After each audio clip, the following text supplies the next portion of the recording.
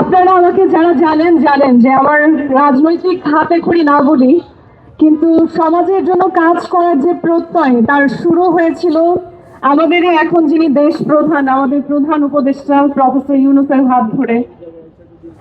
এই 2025 সালের এপ্রিলের আগে যে মেঘনা আলম আমি ছিলাম, এবং আজ এপ্রিলের একটা অপ্রীতিকর ঘটনার পরে যে মেঘনা আলম আছি, তাদের মধ্যে বিস্তর ফারাক, তাদের মধ্যে বিশ্বাসের পরিবর্তন। এপ্রিলের আগে আমি বিশ্বাস করতাম যে গণজাগরণের মাধ্যমে, জনগণের জাগরণের মাধ্যমে আমরা নতুন করে স্বাধীনতার স্বাদ পেয়েছি। সেখানে আমরা এমন একজন মানুষকে দেশের দায়িত্ব দিয়েছি যার উপর ভরসা করা যায়, যে আমাদের কাছে, জনগণের কাছে, জনগণের জন্য চিন্তা করে এমন মানুষ। সেই যে উপদেষ্টা মন্ডলী, সেখানে আমরা এমন এমন মানুষকে বসিয়েছি যারা আমাদেরকে অনেক প্রতিশ্রুতি দিয়েছিলেন যে যখন ক্ষমতায় আসবেন তারা দেশ বদলে দিবেন।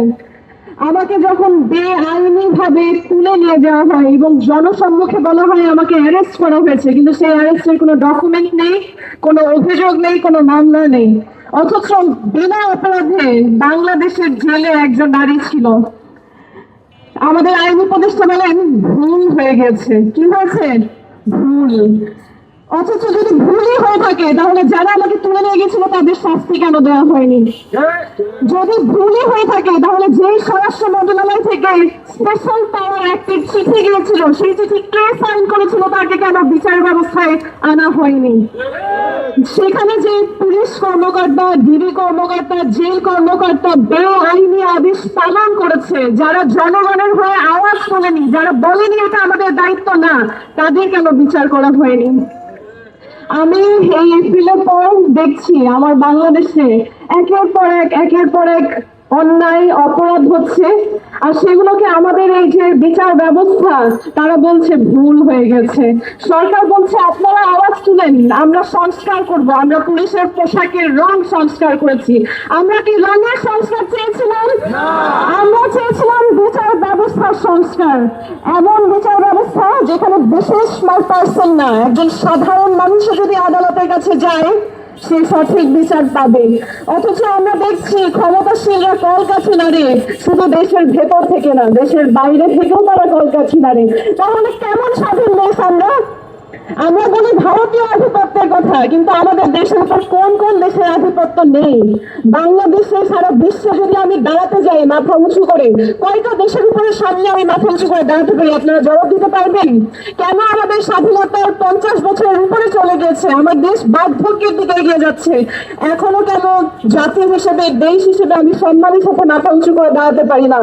যখন দেশের বাইরে যান, শুনবেন বিশেষ কিছু পার্সন তারা বিশেষ পুরস্কার পেয়েছেন, তারা বিশেষ কোনো একটা জায়গায় নির্বাচিত হয়েছেন, সেই জন্য তার সম্মান। কিন্তু বাংলাদেশের নাগরিক হিসাবে মানুষ যখন শুনে যে এই পার্সনটা বাংলাদেশ থেকে এসেছে, তার জন্য কি কোনো ভারতীয় বা ইউরোপিয়ানের মতন আলাদা সম্মান থাকে? কেন থাকে না? কেন এই যে গণজাগরণ করলাম, তারপরে যারা সমাজের ভালো মানুষের মুখোশ পরা ছিলেন তাদেরকে আমরা সুযোগ দিলাম, নির্বাচন না হোক, তারা তো আসলে জনসমর্থনে গঠিত সরকার, তারা কেন জনগণের জন্য আওয়াজ তুলতে পারলেন না? তার মানে কি আমার দেশ স্বাধীন না? তাহলে তো আমার দেশের সার্বভৌমত্ব প্রশ্নবদ্ধ। আজ যদি সেই সময়ে বিচার কার্য ঠিকভাবে করা হতো আমার জন্য, তাহলে আজকে যে জুলাই কন্যারা একই রকম নোংরা নাটকে জেলে যাচ্ছে সেগুলো হতো না।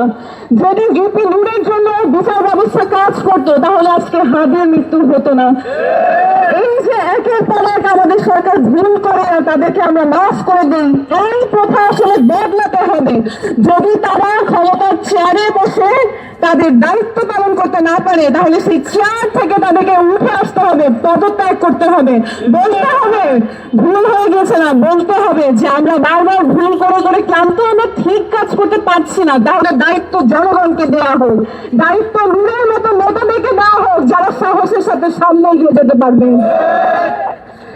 আমি আমার এই বক্তব্য সংক্ষিপ্ত রাখবো। আমার সাথে নেতা কর্মীরা অনেক কথা বলেছেন, আমি শুধু একটা কথা বলবো, ঢাকা ৮ আসনে এবার নির্বাচন করতে এসেছি। আশা করি বারবার ভুল করা সরকার নির্বাচন নিয়ে আর কোনো ভুল করবে না, যাতে নির্বাচিত সরকার এসে দেশটাকে সঠিক পথে পরিচালিত করতে পারে। আর সেই সরকারের অংশ যদি মেঘনা আলম হতে পারে ঢাকা ৮ আসন থেকে, আমি কথা দিলাম একটা একটা বিচার করতে আপনারা আমাকে আর প্রতিবাদ করতে দেখবেন না। বিচারের দায়িত্ব আমি নিজ হাতে তুলে দিব। ধন্যবাদ।